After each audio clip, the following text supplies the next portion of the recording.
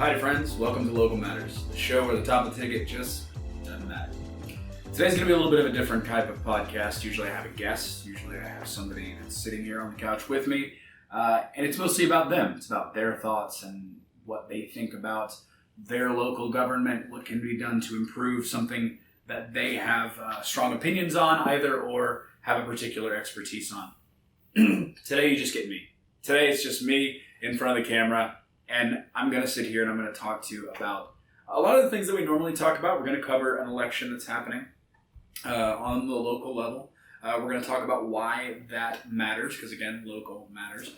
But I'm going to conclude today with a message, and I think it's a message that a lot of people need to hear, and I think it's going to be an important thing to discuss. Not to toot my own horn, but I've been seeing a lot of something, and I really want to kind of get that out there. So we're going to start at the beginning today with how we normally end our podcast. So normally we end by going over a particular election. We're in the middle of election season.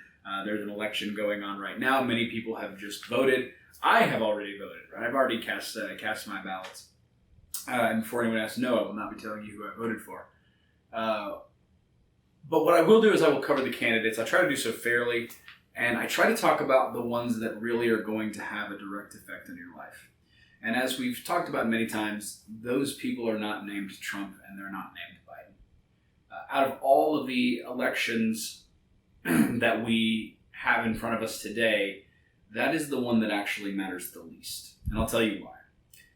Because you don't live your life under the thumb of the president. You don't live your life based on his or her mandates. You don't live your life on a daily basis with this person breathing down your neck constantly. At least you don't yet. And with all fortune, things will stay that way. But we want to make sure that the people that do have a direct effect on your lives are the judges.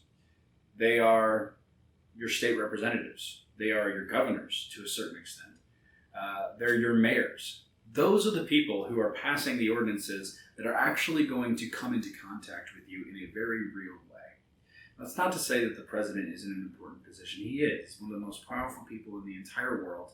He represents the greatest country in the world. And I think you should give some consideration to that.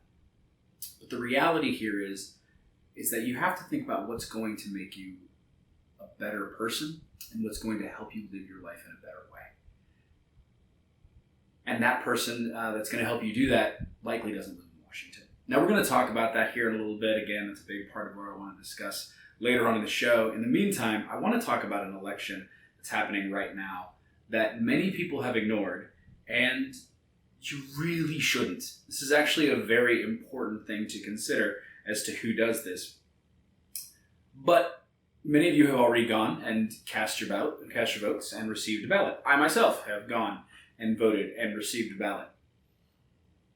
On that ballot, there are many names. Some you might have heard of, some you might not. Hopefully, you've heard of most of them. Hopefully, you've done your research and looked into who these people are, especially on things like state representation and court picks. One of the great things about being in the state of Texas is that we vote for our judges, and our judges are elected for specific terms. I discussed a little bit in a past episode as to whether or not it was good, whether they had an R or D next to their name. But I've kind of come to the conclusion that I do think it's good we vote for judges. So there's a lot of judges on the ballot.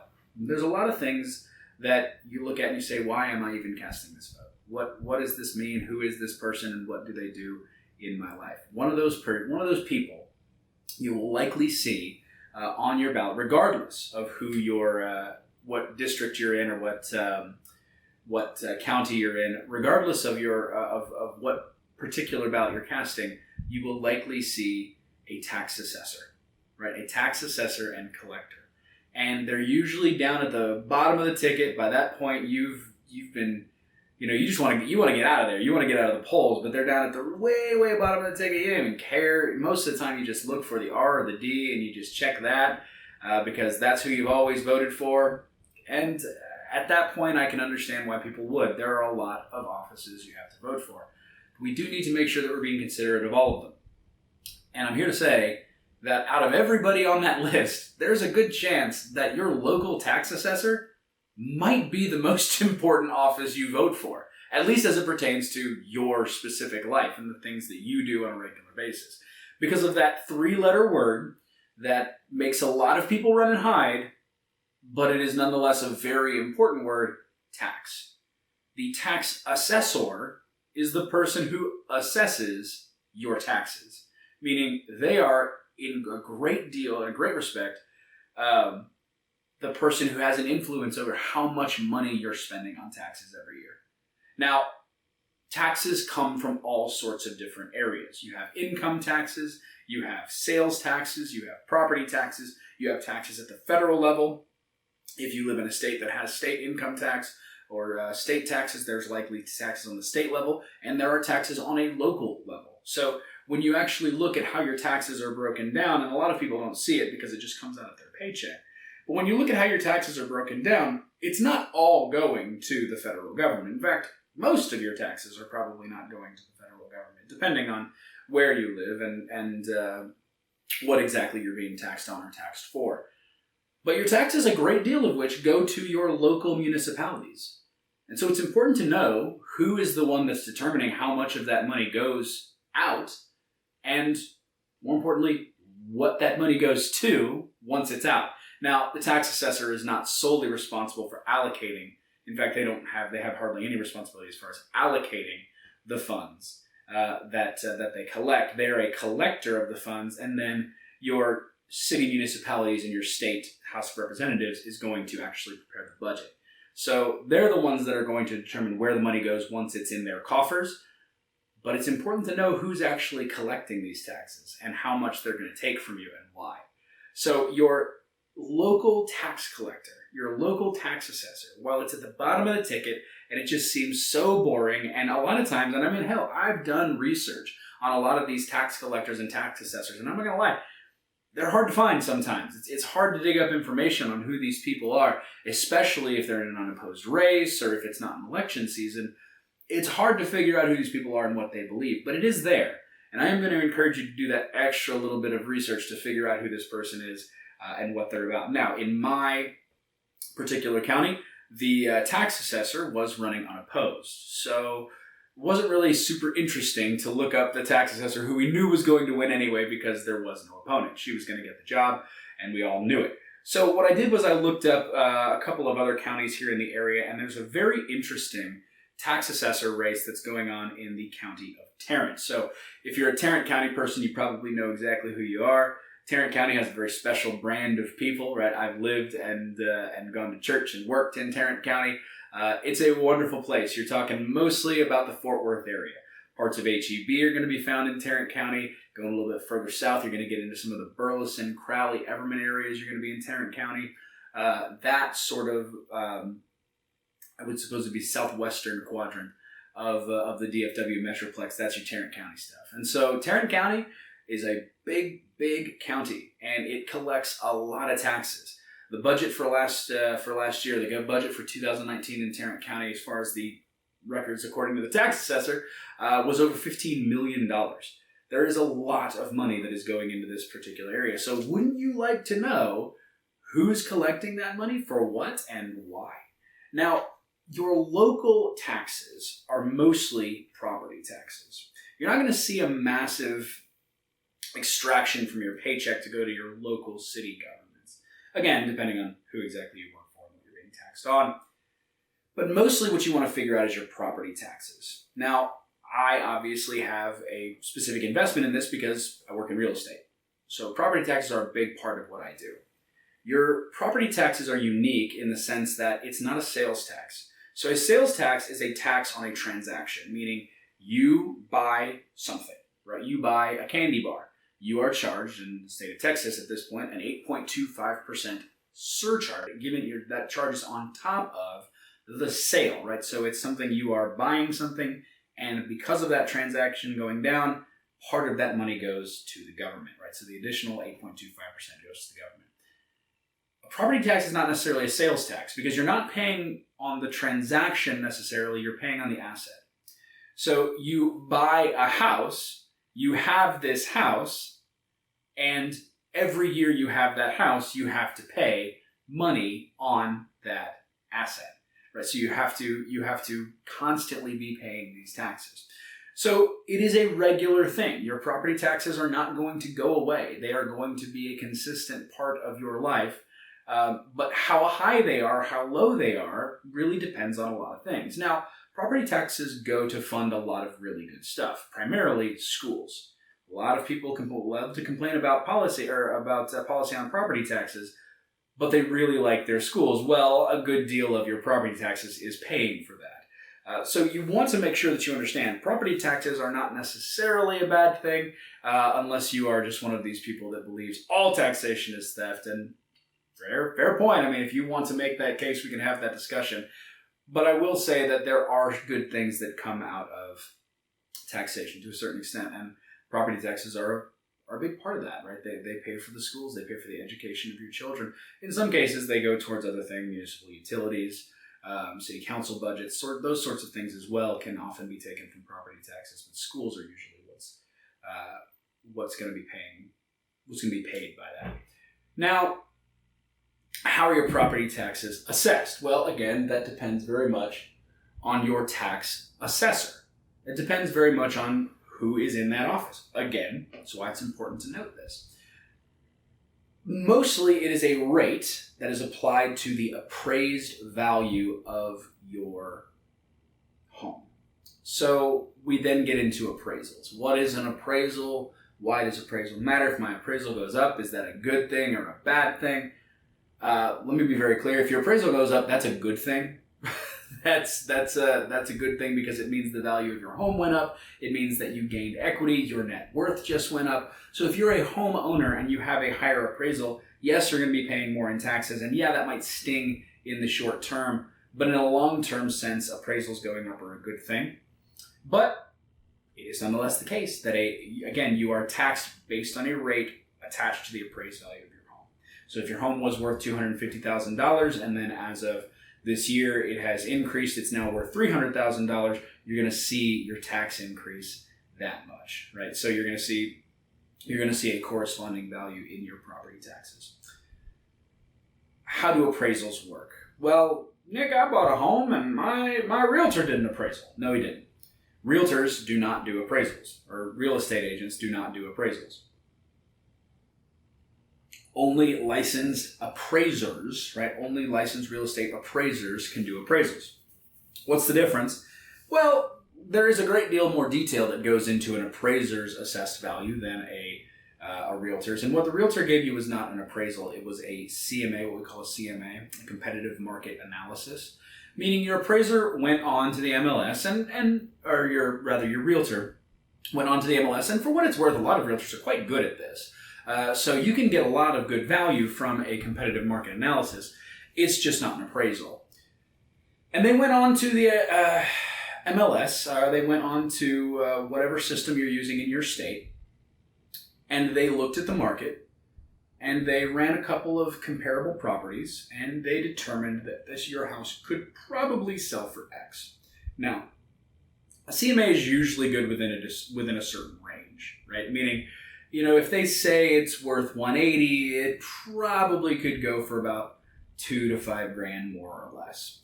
Again, this is another reason why it's very important to trust your realtor, because there are a lot of realtors out there that will tell you they can sell your house for whatever you want them to say, just so that they can get you to sign on that dotted line. They get you locked in for 6 months, and then it turns out your house isn't worth what they said. So you do want to make sure that you trust the realtor that you have. You do want to make sure that they are not just kind of blowing sunshine up your rear just to get you to sign on the dotted line.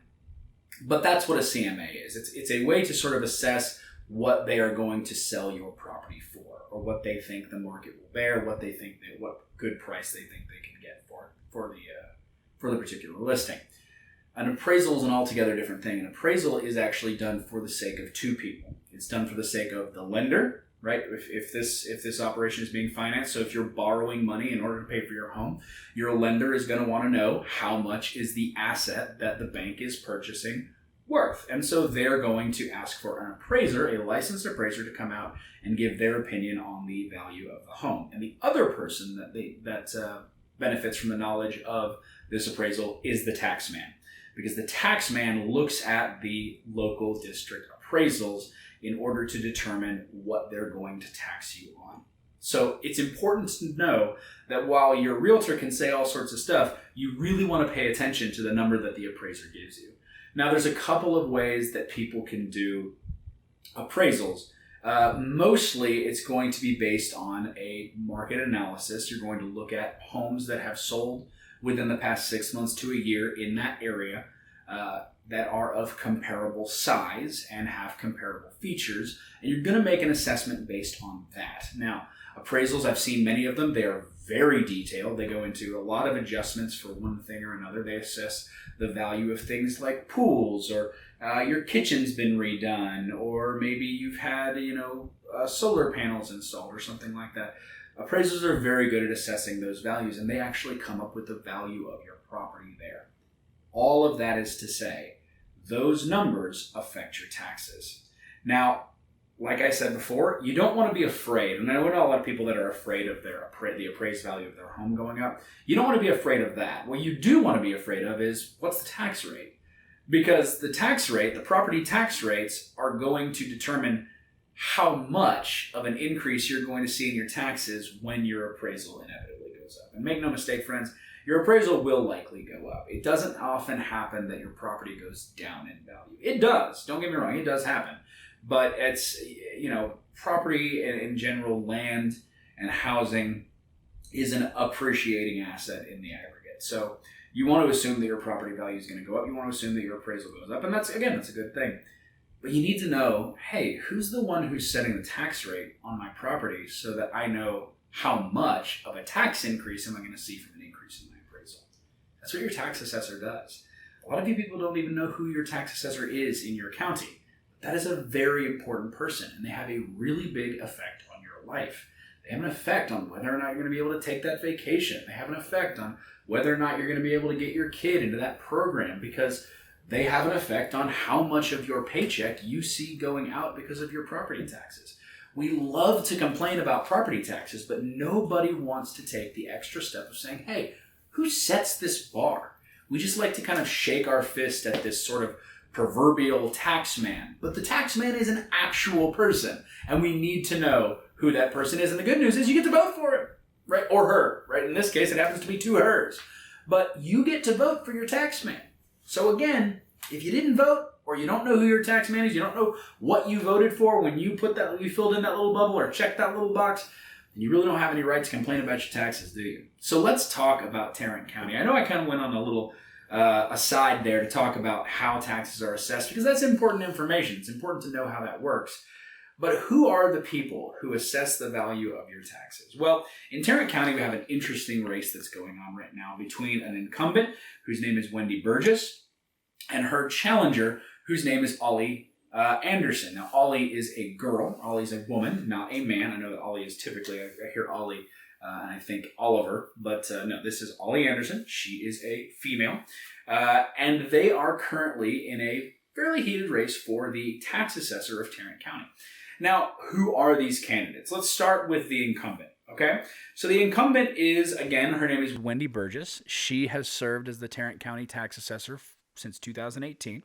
So she was recently elected, and she's being challenged. Now, I will say this, just from what I've seen, Tarrant County is trending rather purple. Wendy Burgess does identify as a Republican, which, when you get to the bottom of the ticket, one of the things that I like about going to the bottom of the ticket and looking at some of these, these positions, like mayoral races, like city council races, is a lot of these people don't put party identification next to their name, which I like. I think that's a good thing. But in the case of this tax assessor, Wendy Burgess identifies as a Republican. So if you're curious about that, it is an R next to the name. And Burgess is a workhorse. She does a lot. There is a lot that goes on with Miss Wendy Burgess. Since, in her adult years, in her formidable adult years, she has run two businesses, right? She ran an auto repair shop. She was an owner-operator of an auto repair shop for 16 years. And then in 2011, she started her own IT firm. So you shifted from two very different styles of business over two very different subject matters. She does seem to have the ability to be very adaptable. She is a like I said, she seems to be working constantly. I don't know. I'm reading her biography right now. I'm not entirely sure how you go through this kind of a life without just constantly working. And again, sometimes a workaholic is who you want in office. And when you're talking about your tax assessor, I don't know. I don't know if you necessarily want somebody who goes overboard collecting your taxes. But she does advocate for you, right? She's a community advocate. Now, usually I break things down into career endorsements and priority issues. The thing about a tax assessor is they have one job to do, so there isn't a ton of priority issues, but you do see a lot with Wendy Burgess of values. Her values are community service, right? Community volunteer work, and hard work, entrepreneurship. She's a very pro-business candidate, obviously, because she has owned multiple businesses, and she wants to make sure that she's advocating for the hardworking, pull yourself up by your bootstraps kind of American. That's who she's looking to serve in Tarrant County. Now, again, as someone who's lived and worked in Tarrant County, I can tell you there's a lot of those individuals there.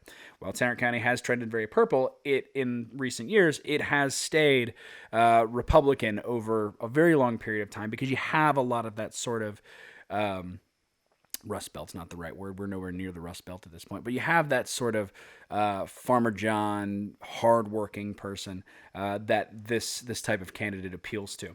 So she has received a lot of accolades. She does have endorsements from several local politicians. For example, you have Ron Wright, who's a councilman. And I believe she's endorsed by Jane Nelson, who's a state senator. Yeah. Jane Nelson, she's a state senator, and those are the two, there's a couple other ones, Craig Goldman, Bill Zelder. So you get a lot of local representatives or state representatives that are endorsing this candidate, which as an incumbent, you're going to see that because incumbents spend time in Austin. They spend time in the halls of government. They meet people. They get those sorts of endorsements. So that's a big deal for her. Again, lots of work experience, lots of accolades. So she served on the Chamber of Commerce for the city of Mansfield. She received the Rising Star Award. She received the Volunteer of the Year Award.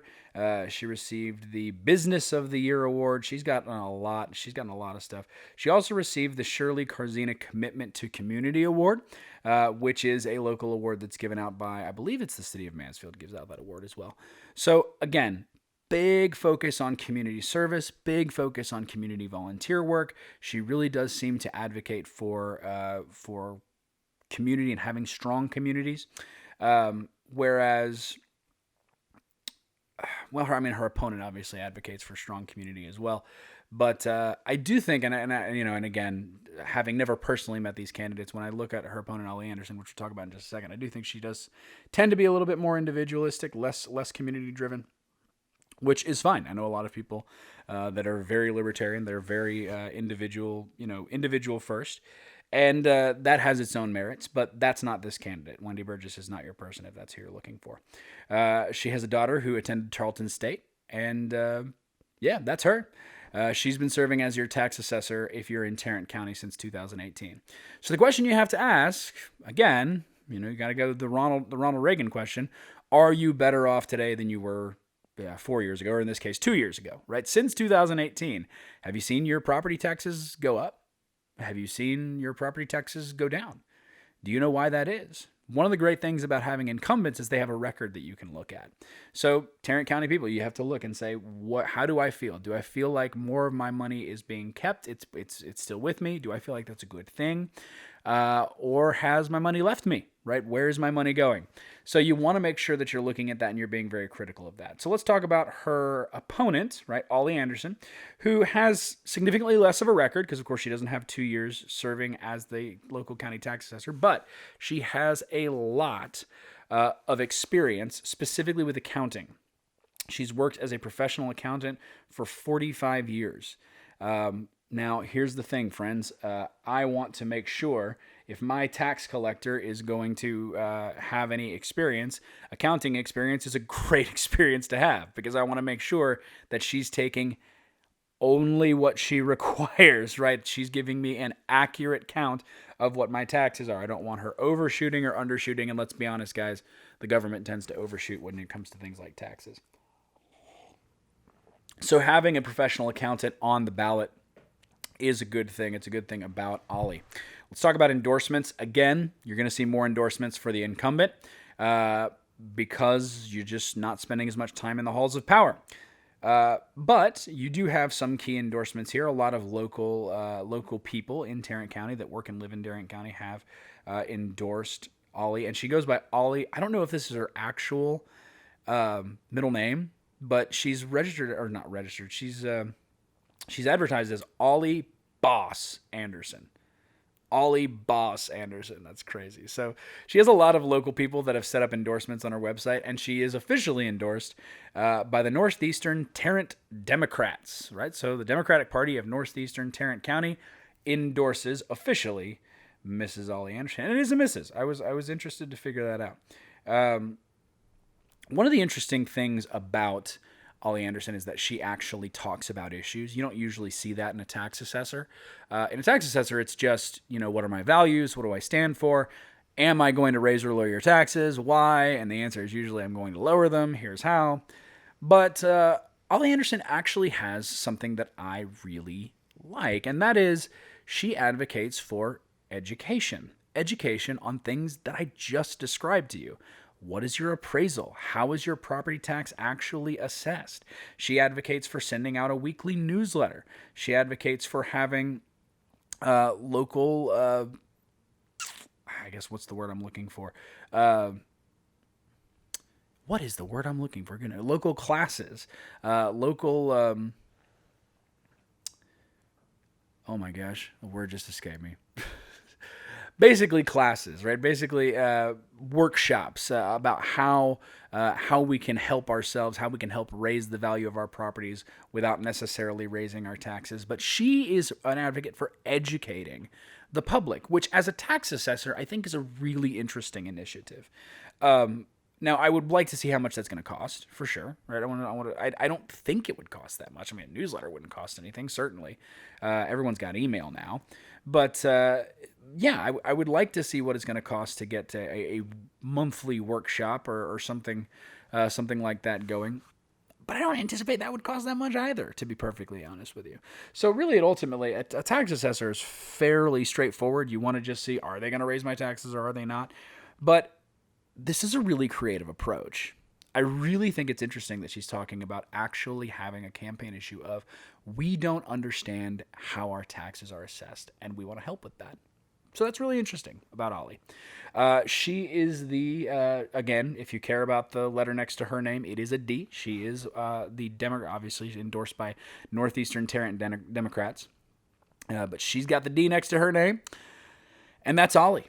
That's Ollie Anderson. So friends, these are cursory glances at these candidates. If you have not already voted in Tarrant County, I really encourage you to look these people up. I really encourage you to give them a call. A lot of these people, whether they're a state representative for your particular district, whether they're a local municipal city council elector, whether they're a mayor, a lot of these people will let you call them. They want you to call their office. I had a candidate come to my door, leave information at my door that had their personal cell phone number on it. I mean, you can get in contact with these people and figure out what they're all about. So take time. Do that. It's an important thing to understand. And it really does affect your life. I know that we love to look at the big, sexy election with all of its drama, and we like to think that the world's going to end if my candidate does not win. But the point is, this is a big country. It's full of a wide, diverse group of people. And if you don't like the way the federal government operates, fine, I suppose you can work to change that. But really, you just want to say, am I better off where I live now? Right? Does my local city council treat me well? Do I know them? Right? Does my tax assessor raise my property taxes? Should I move? There's a lot of questions like that that have more to do with our immediate focus. And we'll cover that a little bit later on in the podcast, but we don't give enough time and we don't give enough focus to candidates like this. And this is an interesting race, friends. It really is. I've been digging a lot into it and doing a lot of research on it. This is an interesting group of people. And it's worth noting these people might be running for state representative someday. They might be running for state senate. They might be running for United States Senate. You never know. But these are the people in the halls of power. These are the seeds that we're planting that will eventually become something that was going to affect us in a pretty major way. So be thinking about those things. So now to my message. We're in the middle of an election, right? We're in the middle of a very contentious point in our political history. So much so, I really think this is the most tense I've ever seen it. I've been alive for a lot of contentious elections. I was alive for when Barack Obama was elected, which was somewhat contentious. There was a lot of there was a lot of controversy over it, but he was fairly well swept in by the country twice. I was alive during the 2000 election, Bush Gore with the hanging chads and the I demand a recount in Florida. I've seen a lot of tumultuous political situations. I've never seen this. This has been crazy. This has been nuts. So here's my message. It's a very simple one, friends. It has a lot to do with what I was just talking about. No matter what happens in November, no matter who is sitting in the White House at the end, you are going to be fine. You're going to be okay. Now, it might get hot for a second. You might get really tumultuous. We might see some really big reactions, regardless of who ends up in the White House. We're going to see some big reactions, but everything's going to calm down. You're going to wake up the next morning. You're going to go to work. You're going to eat your breakfast the same. You're going to put your pants on the same way you've always been doing it. So everybody just needs to take a deep breath and realize that even though there are some heightened emotions right now, because of a lot of different things that have happened in recent memory, the world's going to keep turning, friends. There's no reason to talk about leaving the country. There's no reason to talk about overthrowing anything or no transfers of power or anything like this. There's no reason for this. There's no reason for the drama. Ultimately, you're talking about a relatively, or what should be a relatively ineffectual part of the United States government, that being, of course, the presidency. Now, I know that this is a local matters show, but we are in a national election. And part of the purpose of the show, part of the reason I started this, is to let you realize that no matter what happens, no matter who's in the White House, you're going to be fine. It's going to be okay, right? We have a very sturdy set of checks and balances in this country. And it's not just, in the old civics lessons, you used to have checks and balances between the three branches of government. It's not just that. It's also because of the beauty of something that we call the 10th Amendment. It's the beauty of something called federalism. The fact is that the federal government does not have the capacity to regulate over states in certain ways. Right now, some of that has changed, and we'll talk about how we can avoid that in the future. But the point is, federalism is the greatest check. It's the ability for us to say, hey, I don't like what the federal government's doing right now, but it's okay because I live in this state, and here in this state, they take good care of me. Or here in this state, they represent my values. Or let's take the state aside. Maybe you don't like your state government right now. Maybe you live in a municipality or a city that you feel protected and you feel safe in, or that represents your values in that way. You see, that's the beauty of the way we've set up this system of government. Now, one of the big things about this election is the rhetoric has been taken to a level that I've just never seen. Now, I was there when, we saw the rhetoric heightened about Obama-Romney. That got crazy. That got really nuts. Still wasn't anything like this. Really wasn't anything like this. So my first step to calming down and realizing that you're going to be okay is to just ignore the rhetoric. Because most of the things that are being claimed right now, most of the things that the rhetoricians are spinning right now just aren't true. Or they're very likely not true. Right? So let me speak to my friends on the right. If Joe Biden is elected, you're going to be fine. Right? Some things that are probably not going to happen. Packing the Supreme Court, probably not going to happen. Right? Most likely not going to happen. Adding more states to the legislature, probably not going to happen. Right? Entering into a socialist utopia, probably not going to happen. legitimately, if Joe Biden becomes the next president of the United States, the Democrats, of course, want to be in power, right? That's the purpose of the political party, is to get their people in power. And they use this rhetoric to get themselves there, but they've demonstrated kind of a need to sort of go along to get along. Will your taxes go up? You never know, right? Will there be some regulations put in place for environmental purposes or for equity purposes that you might not like? Probably.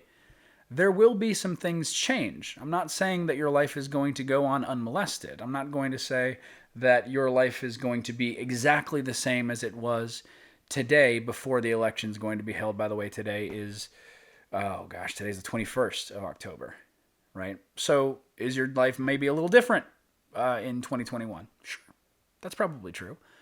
But all of these things that we're saying are going to happen, right? Court packing, adding states to the legislature, right? Resolidifying the socialist base. In all likelihood, friends, that's not going to happen. Again, you're going to wake up in the morning, you're going to eat your cereal, you're going to put your pants on the same way you did the next day, or the previous day, rather. And so this whole heightened rhetoric about Joe Biden, I mean, it's Joe Biden, for crying out loud. The guy is just, he doesn't seem to be, let me say it this way. Joe Biden is many things. Threatening to me on a political level just isn't one of them. Right? He just doesn't seem to be a super threatening guy. Now, well, he's backed by a lot of other people. Yeah, sure. So is Donald Trump. Right? So is everybody who goes. Everybody has influencers. Everybody has lobbyists at their door. Everybody is being influenced by one political party or another, by one political base or another. So yes, Joe Biden has a political base, and some of those people are rather radical, for sure. But that's not entirely unique as far as presidential candidates are concerned. So the whole idea that Joe Biden is going to usher in a socialist utopia, it's just rhetoric, friends. It's just emotionally charged language that's getting you to vote, which, by the way, you should absolutely do. Go vote, and vote at the top of the ticket. I don't care. And I really don't care who you vote for, because the fact is the president, the office of the president, really doesn't have that big of an impact on your life. All right, the president's powers are pretty simple. Right? They have the ability to, for example, appoint justices, which we've just seen with the appointment of Amy Coney Barrett. They have the ability to appoint ambassadors, right? They serve as the commander-in-chief of the army. So really, the biggest thing is if you're in the military, and military and foreign policy is where the president really has his most effectual powers. And so, yeah, concerning our position on the world stage, the president is important in that regard, but that really doesn't have very much to do with how you live your life or how you go to work, right? That really doesn't have all that much to do with, your church or your local community centers or your, kids' soccer practice. It matters in a sort of macro scale, but it really isn't going to touch your life all that much. Now, he does have the ability to command the army. And he has the ability to pass what's called executive power, meaning he effectuates law. But again, and I think I'm going to do an entire episode on the 10th Amendment, but because of the 10th Amendment, the president cannot pass down a ton of policy that affects you directly. Most policies or most executive orders that presidents issue go to the the executive bodies, right? The administrative bodies within the executive branch, who enforce regulation to the states. But the states are the ones that pass laws that more directly affect the individuals that live within their borders. And even closer to that, again, the municipalities and the cities are the ones that pass, mandates and ordinances that are really going to affect you, right? They enforce things like traffic regulations and, new city construction and stuff that's really going to influence your day-to-day is passed at that level. But the president kind of sets forth broad mandates, and then through states and local governments, those mandates are carried out and effectuated. But the idea that the president can simply say everyone must drink their coffee this way and then we all have to obey that is not true. So this idea of a sort of dictatorial president that we have facing us is just not the case. So, which leads me to the other side of the coin. So I've spoken with my friends on the right. I'm not going to speak with my friends on the left. And let's talk about Donald Trump. You guys want to talk about Donald Trump? I try so hard to avoid talking about Donald Trump, but I figure at least one episode I gotta bring this out there. Friends, Donald Trump is not Adolf Hitler. I get that you don't like him. I do. Right? I get that he says annoying stuff. I get that he says stuff that might be considered offensive. And I get that he says stuff that without thinking, and that if someone could take away his Twitter account, we'd all be better for it. I agree. I'm in full agreement. He's not a dictator. He's not a fascist. Right? The idea of fascism, and this, first of all, the definition of fascism has changed so much. Right? Fascism is a very specific thing. Right? There is a style of government called fascism. And Donald Trump just ain't one. Because we don't have a fascist government. We do not have a dictator at the top. And no matter what the president says, or what people say the president says, Donald Trump does not have any interest in being a dictator. I mean, he's demonstrated that, right? You've seen one of the things about Donald Trump, and there's a lot I don't like about him. One of the things that I do like about him is the guy seems to be a pretty staunch federalist. He seems to say, hey, states, this is y'all's state. Right, y'all do what y'all do. Right, he's not passing a lot of things. He's not sending in agents on a regular basis to places like Oregon or to places like New York or California or anything like that. He's letting states be states. He's letting states govern themselves, which, by the way, is how things are supposed to work. Right? Again, the person at the top is not necessarily supposed to be the end-all, be-all, so let it be written, so let it be done. Donald Trump does seem to respect that, at least from a policy perspective, right? As far as what he's done on a policy level. But he's certainly not Adolf Hitler. I mean, he's certainly not. I mean, I do not think that at the end of this election we're going to discover a bunch of gas chambers. Can we just establish that? We're not. There's not a secret Holocaust going on. Everything's going to be fine. If Trump is elected for another 4 years, the country's going to survive. I promise. The country is going to survive. Another thing that's important to note: there will be a peaceful transfer of power if Donald Trump is not elected. Right. So if Donald Trump loses this election coming up here in November, I think Donald Trump will kick and scream and whine and complain all the way up until January, at which time he will peacefully pass on power to the presidency, to Joe Biden, who will likely be the president at that point, right? If he loses, he will give up power. I don't care what the media is telling you about that. You just can't do that, right? The office of the president. So again, this goes back to the fact that the president is not a dictator. Once the power has transferred from one president to the next, it's not like Donald Trump can say, "Okay, Army of the United States, mobilize!" Right? Well, he's not the president anymore, right? Again, there is a passage. There's a passage from one office to the next. There will be a peaceful transfer of power. And Donald Trump does not have the resources to hold out in the White House like he's Al Pacino at the end of Scarface, right? You're going to be fine. He's going to transfer power. Now, he's going to whine. He's going to complain. He's going to tweet a storm about how he thinks the election is unfair, right? And, again, with the mail-in ballot, we're seeing mail-in ballots like we've never seen before. This idea of mail-in ballots that are not requested, that is an issue. But I think regardless, Donald Trump, we can all be sure that Donald Trump, if he loses, is going to say that it was rigged. And, you make the case the Democrats will probably say the same thing. But Donald Trump for sure will. That being said, when it's time for him to go, he'll go. So we don't need to worry about that.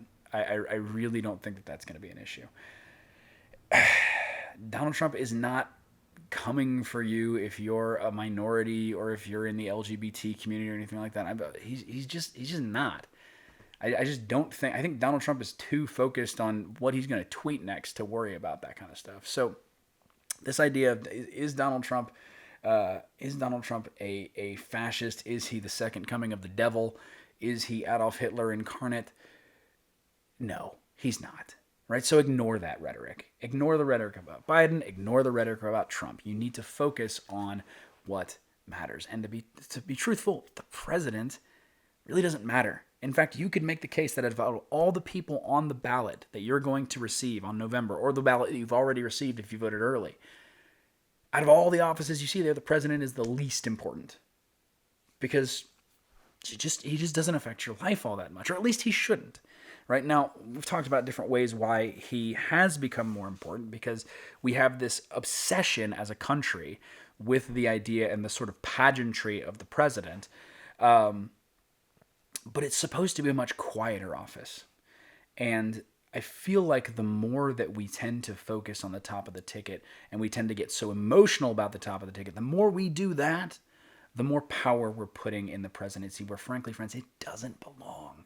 It doesn't belong there, right? As a matter of fact, not only is the federal government supposed to be less powerful than I feel that it is, but the presidency is supposed to be the weaker of the two legislative bodies, right? The more powerful legislative body is the legislator. It's Congress, right? Congress has the power to have the power of the purse.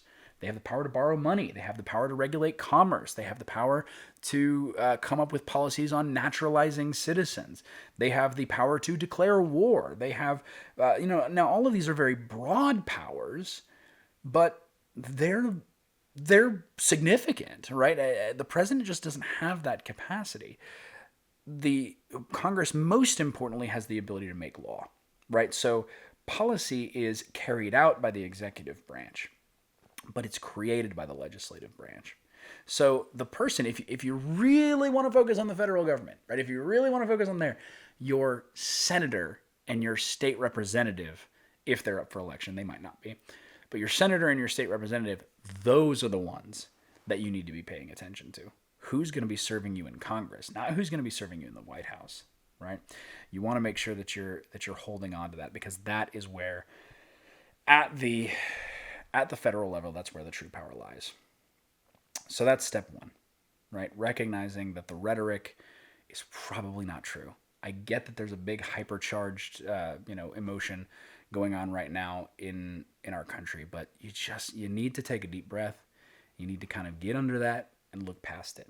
Look at what really matters. And who's in the White House? Friends, it really doesn't. And that's the next step, is to talk about how do we get to the point where we are less emotional about the national election. One is, again, I'm always an advocate for turning off social media, turning off the news. Just don't even pay attention to that stuff. But one way that we can become less emotional about the top of the ticket is by becoming more emotional about the bottom of the ticket. And really, that's the point of why I'm doing this, is because the bottom of the ticket, the local, matters. And it matters more than the national. It matters more than the federal government. It matters more than the presidency. Why? Because the president might say something along the lines of, okay, we've passed the ACA, so now all states need to do this. Okay. But the states are the ones that are actually influencing the policy. And then that policy is being carried out by your cities.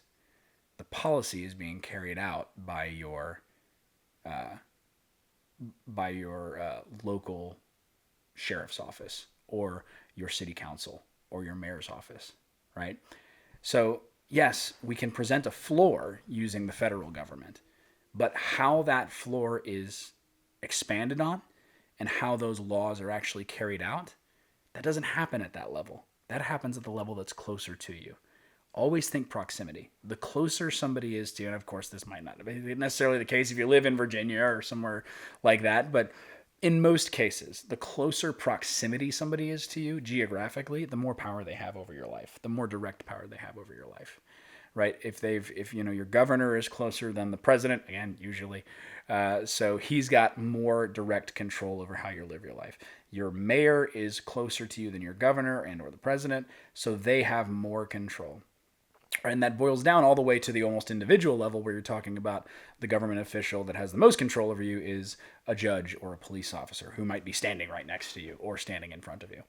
So if you become more passionate about that, if you focus more on that, what you'll find is you'll realize how much this presidential election, the top of the ticket side of things, is overblown.